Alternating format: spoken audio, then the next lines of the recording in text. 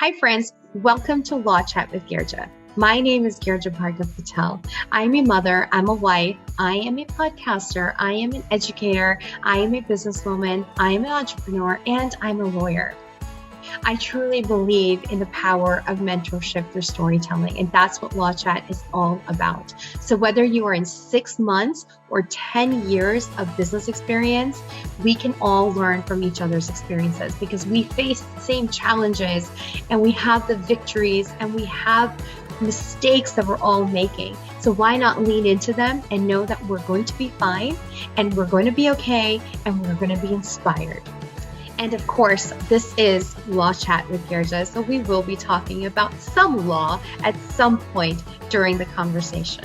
And if you love what you hear today, which I know you will, then subscribe to Law Chat with Girija and share the love. So grab your coffee, sparkling water, or wine, and let's dive in to the next inspiring mentorship session. Hi, friends. Welcome to Law Chat with Girija. So today is a solo episode. And in today's episode, I am actually not going to be talking about the law really, but I'm going to talk to you as a business person, as a business owner, as an entrepreneur, as a female entrepreneur, and have that conversation. And, this is not just geared towards female entrepreneurs. This is geared towards anybody because there are so many people out there. And it doesn't matter if you're a child, an adult, what culture you come from, what gender you are, what your beliefs are. Entrepreneurship is ever so pervasive everywhere. And it really supersedes everything else in regards to any type of barriers that we might, put out there because it's very prevalent in every single part of this world. In every economy, in every culture, entrepreneurship exists. So it really transcends any type of barriers that we as a society might be putting out there. And what really has sparked this conversation are a few things that keep happening, of course, and then something that happened recently in my daughter's school, more so about her. So some weeks ago, maybe a month ago, my daughter decided with a couple of their friends of hers who are also girls that we're going to start a business. They're in middle school. And so they wanted to start a candy business. And it was called something like Snack Shack or something cute like that. Now, I 100% wholeheartedly supported this business, supported this idea.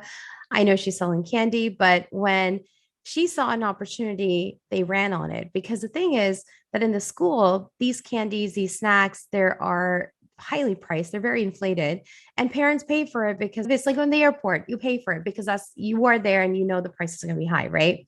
And so you're not going to sit and complain about it, but the kids feel the burden because they want that piece of candy and they don't necessarily want that big bag or a big candy bar. They just want maybe a few bites or the snack size one that we get during Halloween even. Anyway, so they started this business and initially it was just like, okay, what candy do you have? Okay, I'm going to take this. And they're all pre-packaged candies and all that good stuff. So it was pretty safe. But, she had fear in her because she wasn't sure what the school's response will be. And there were so many people, so many kids in the school, aside from maybe eventually, she started with like 5 friends of hers. And then other kids saw this and they were like, oh, we want to get on the bandwagon. And so they started it as well. So there was a good group of about 15 kids doing this. And it kept growing. People kept getting added. Their ideas started expanding. They started becoming more creative. They actually saw opportunity. They actually saw viability also. And so my daughter and I, she came up to me one day in the earlier days and she was like, I have so many people, so many of my peers that are telling me that I can't do it, that I'm going to get in trouble, that I'm going to get expelled. And they weren't necessarily coming out of concern, but more so just out of, why are you doing this? And why didn't I get on this bandwagon? Or why are you just basically like, why are you doing this? And so, that issue kind of basically was a looming issue the whole time. And towards the end of it, we actually sat down and I actually created an Excel spreadsheet with her because I really believe in the power of empowerment. And I also believe that if we don't encourage our children at the early stages when they are exemplifying characteristics to achieve and accomplish or their gifts, and we don't cultivate it and catch it at an early stage and really encourage them to further dive into areas that are interesting to them, that are intriguing to them, areas that spark their passion and joy, we're missing out on something. And if we can capture it early in the days, then why not? And so, in addition to that, if we want to create leaders, kids who are graduating from high school and create leaders, we need to make sure that we're providing them the tools and not just how to do math, but the tools of encouragement, the tools of empowerment, the tools of self-belief, and the tools of tackling self-doubt, tackling people who are discouraging or are dream crushers, or just try to be that mountain in front of you. And so those are my beliefs. Not everybody has to agree with us, but I 100% am an advocate of this, and I'm 100% practicing it as well in my home. And anybody that I meet, I practice this because I do not believe that any one of us should be dream crushers. And so we started this spreadsheet and we did all this great stuff, and it was just so exciting. And, we were getting it down and all that good stuff. And then the next day she went to school, and apparently some of the parents started complaining, and the teachers were just getting overwhelmed with it or didn't like it. And so they had to shut it down. Now, I understand some of the reasons why it was shut down. I get it. I'm a lawyer. There's liability. There's this, that. I totally understand all the exposure to risk that the school might have with unauthorized sales of candy and food. And I get that. So this is not something to fight the system with at all. This is not what the point was. But when my daughter came back from school that day, she felt really dejected. She felt deflated. She felt that, why is it that her peers kept coming up to her afterwards and saying, I told you so. I told you this wasn't going to work. I told you you're going to get in trouble. I told you, I told you, I told you. And she understood why the school said we can't do this. But what was, I think, bothering her was that she felt that there was a lot of limitations on her creative mind, on the entrepreneurial side of her mind, on the growth mindset that she has. And she also felt that, why is it that my peers did not understand that this is a good thing? Or why is it that my peers kept coming to me and saying, I told you so, rather than saying, hey, how can we help you? And of course, they're so young, like they're still learning life, and they're still learning how to engage with one another. But these feelings are real, and these feelings are real not just to a middle schooler or somebody younger than that, but they're real to adults also. They're real to us. There's so many days, even as a professional, you feel that you are not competent, or that, what am I doing? It makes no sense. And you might be a disruptor. And so that day I told my daughter that, hey, listen, people who've made it really big, people who, like, everybody knows their name and their products or their services are on the tip of their tongues, or their household names, those are disruptors. Those are people that did not allow anybody to stop them. They didn't allow the I told you so's, the scarcity mindsets, you have to follow the traditional path people. The trailblazers are the ones that people remember. So you remember the Elon Musks, you remember the Jeff Bezos, you remember these people. Why? Because they have disrupted something in their industry. They have done something so against the grain.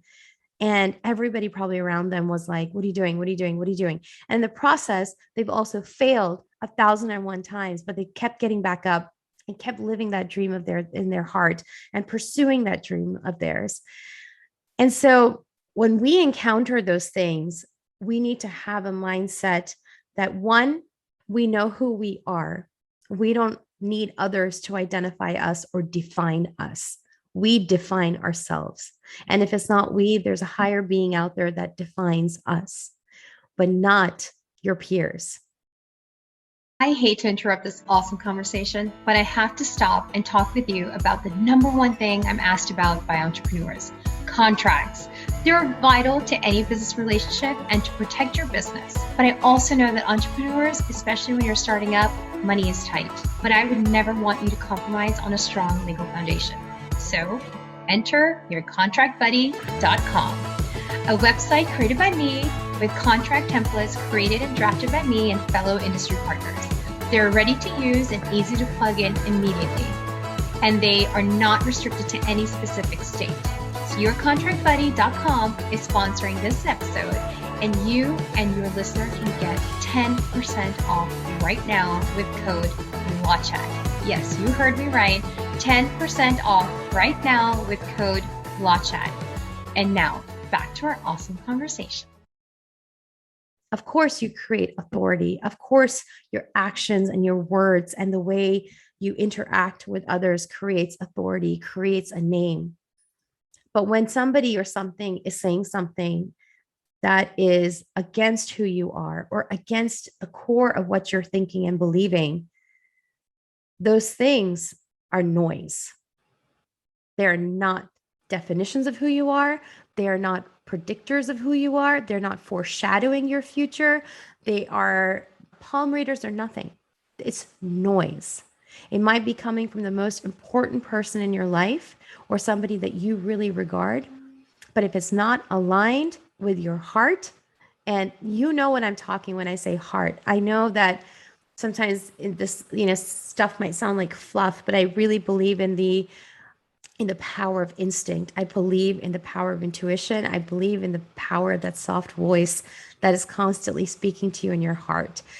And if we are able to hone into these voices, into these instincts, and we realize that, okay, this is what this is happening. And the more we listen to it, we are far more aligned with our dreams, far more aligned with our values, far more aligned with what our goals and our visions are in life.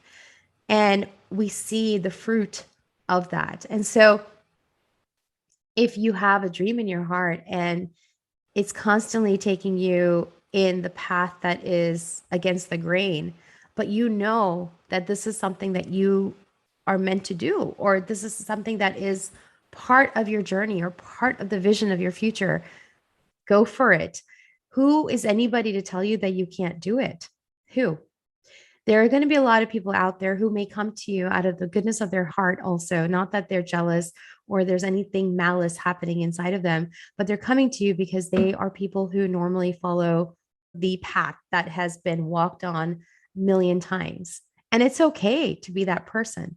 But if you are that trailblazer heart, the heart that is going against the grain, the heart that is actually disrupting what you are doing, don't think you are wrong. Don't think that what you're doing is incorrect. Don't think that what will others think. Well, eventually you'll become that household name. Eventually your impact will be so much deeper than what the impact would have been if you were just going in your normal everyday routine that is expected from you in the industry. I say all of this from a place of a lot of personal experience because, quite frankly, I am also going against the grain. How many times, I go to social events, like parties and, social gatherings, not legal stuff, and even sometimes legal stuff.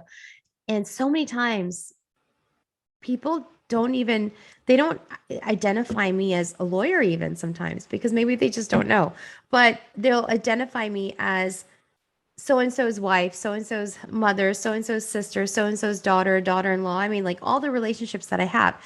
And that's great. Those are my relationships. Those are facts. Those are things that I truly hold very close to my heart. Those are things that I value, and they have a very ever-present, strong space and big space in my heart and my life. But I also understand sometimes the aggravation and the irritation that why is that the person standing across from me who knows I'm a lawyer, who knows that I have my own business, can't identify me with all my other achievements, but only identifies me with the achievements of relationships, which is wonderful. But at the same time, there's a lot of other things that I've done, a lot.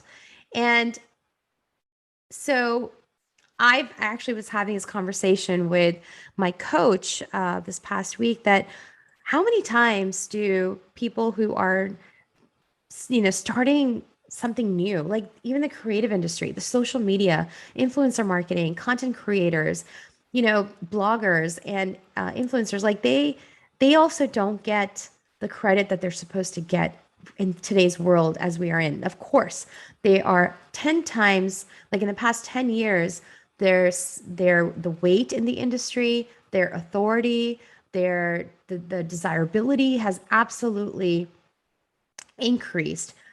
But what happens is that a lot of times things that are not known become very unassuming. Things that are not known, people get confused on, and they also sometimes tune out. And so it's frustrating because when you're not talking to your audience, your target market, and you're just talking to some people who are may not be a part of your target market, but hey, I'm meeting you at a dinner or a gala or something, and you share with them your elevator pitch because that's the quick way to talk about yourself. They sometimes have this very glaze over their eyes and they're just trying to figure out what you just said. And so sometimes I know that can actually feel intimidating. That can also feel like, what am I doing? Like you're questioning, self-doubt starts popping up again, or you're questioning your decision making process and all that stuff. And I want to encourage you with a couple of things.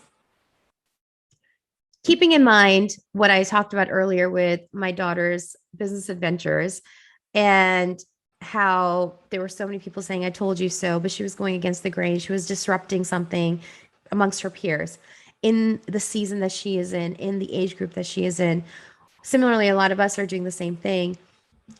And keeping in mind the I told you so's and the people who don't understand, or the people that are going to ask you 1,001 questions more because they just don't understand. And then ultimately be like, so you don't work for XYZ company or a law firm or something like that. I encourage you, number one, to know who you are. Know who you are.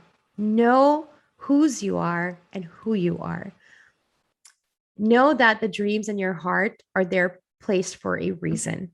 They're not just randomly placed there. You're not randomly selected. It's not a happenstance. It's not a coincidence. It is very intentionally placed in your heart for a reason. You are equipped. You are empowered. You are enough. You are capable. And once we start saying this to ourselves, because it is true, not because we are living in some la la land, but it is true, we will also start seeing it happening in our life where you will be placed in situations where you will see that you are enough. And if you're not enough, you'll become enough in the sense of being ready for that situation. So know who you are. It's like what I tell my kids. If someone says that you have purple hair, does that mean you have purple hair? No. You know the color of your hair. You know how your hair is. So the other person can say whatever they want all day long, but you know who you are.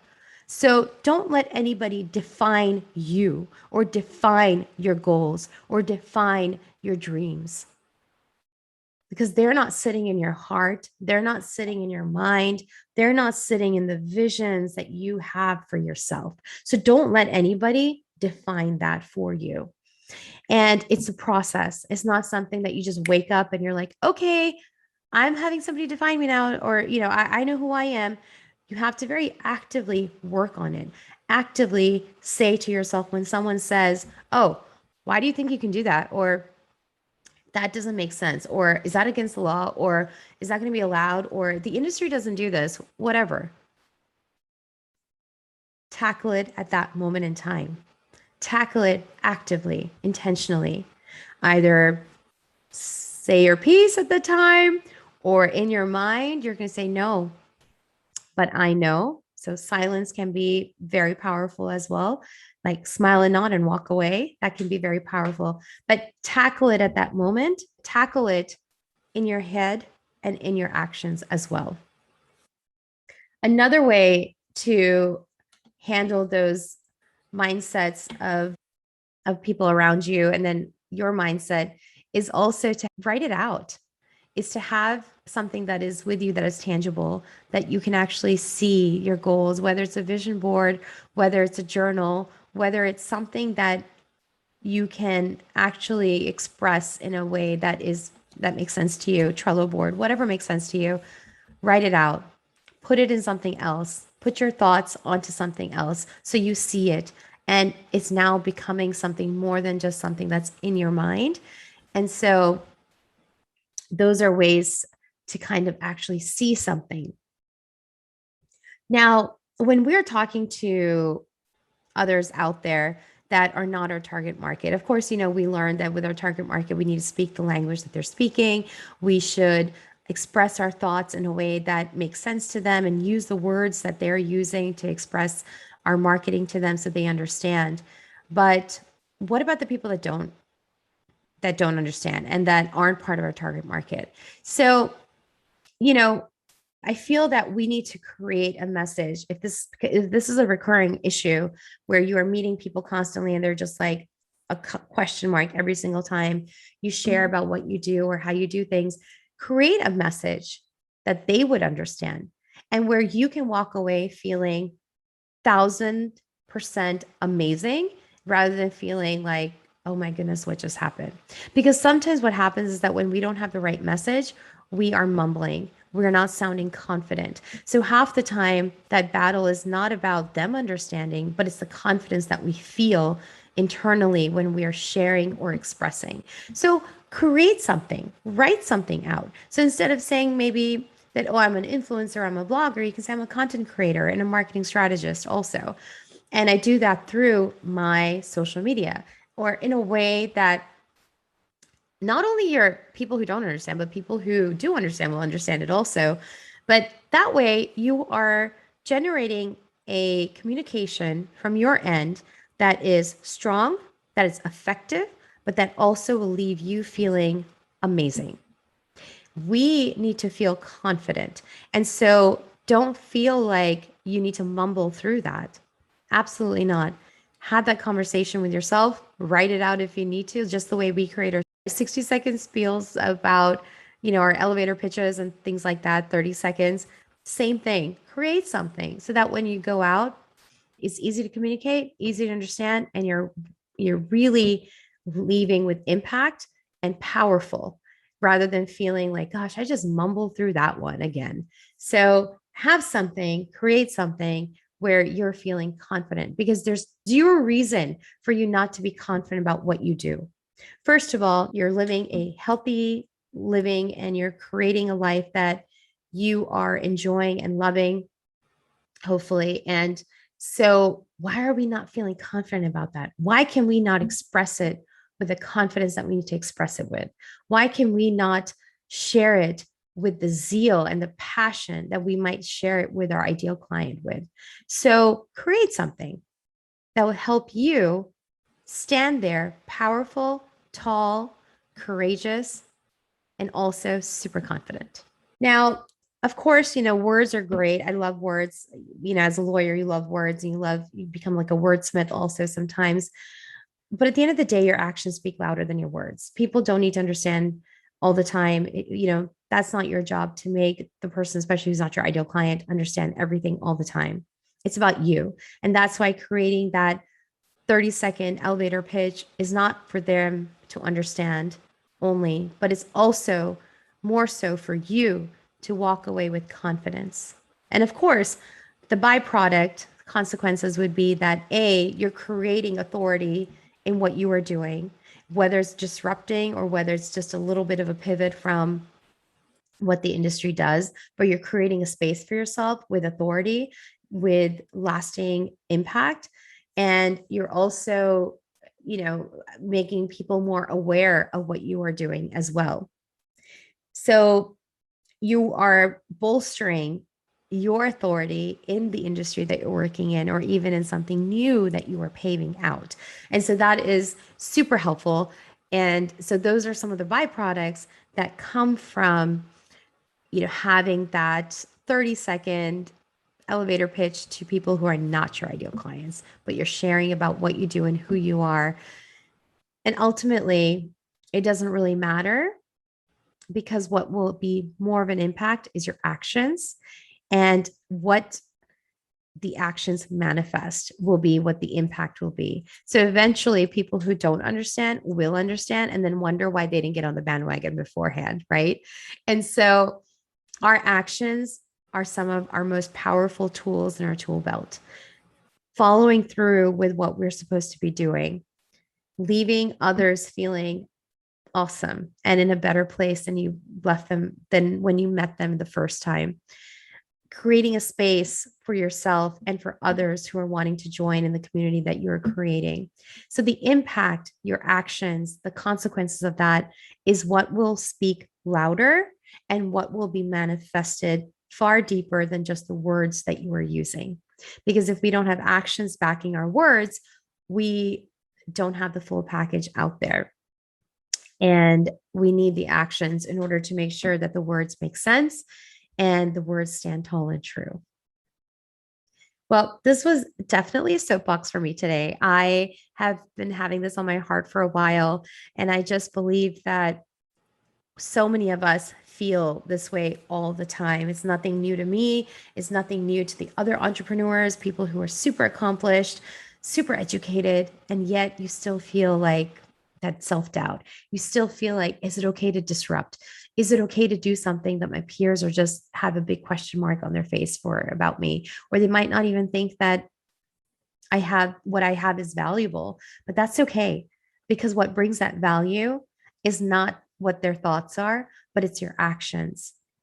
And so I encourage you today, whoever's listening out there who needed to hear this today, I encourage you to keep moving forward boldly, because you were meant to do that. You were meant to do what is in your heart. So keep moving forward boldly. I know this was helpful to somebody out there. And I also know that this may, if it's not applying to you today, it might apply to you tomorrow, because honestly, we all feel these feels.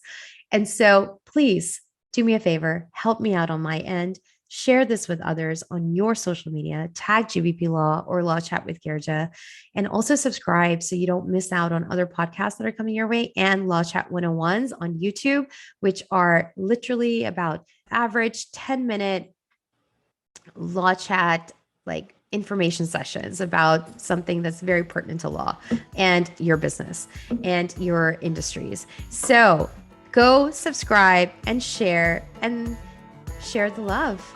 And I will see you next time. Thank you so much for joining Law Chat with Girija. I just love these kind of conversations that are motivating, inspiring, but truthful, raw, and honest about all of the challenges, all of the victories, all of the triumphs, picking ourselves back up again. I just can't think of a better way to get mentorship but Law Chat with Girija. If this was helpful to you or this was inspiring to you, please share the love.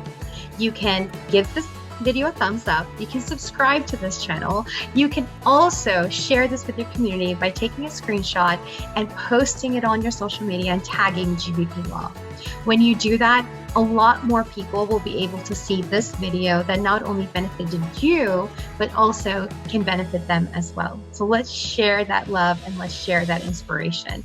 And if you want more information about what I do and other resources, go check out gbplaw.com or yourcontractbuddy.com. And I look forward to seeing you next time.